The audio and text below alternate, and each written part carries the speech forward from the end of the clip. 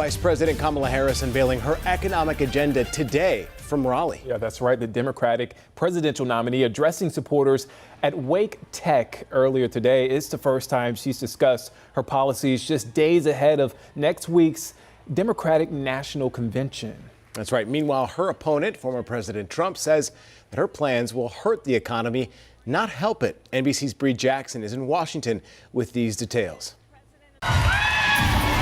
Vice President Kamala Harris detailing her economic plan, if elected president, saying driving down cost is a top priority. I will take on the high costs that matter most to most Americans. Speaking to supporters in battleground state North Carolina, Harris proposing tax cuts for middle-class Americans, expanding the child tax credit to provide $6,000 to families with newborns, and a federal ban on corporate price gouging in the food and grocery industry. My plan will include new penalties for opportunistic companies that exploit crises and break the rules. Political experts say delivering on campaign promises is a challenge for any candidate. This is something that speaks to the concerns of everyday Americans who are worried about putting food on their table and what it cost 3 years ago.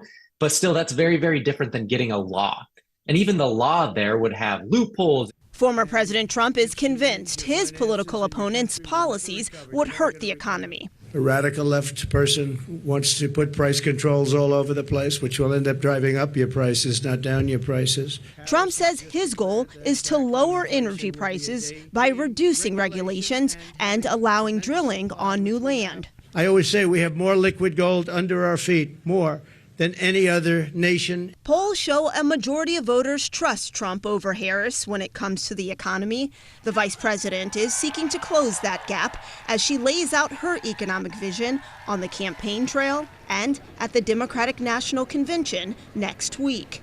In Washington, Bree Jackson, NBC News.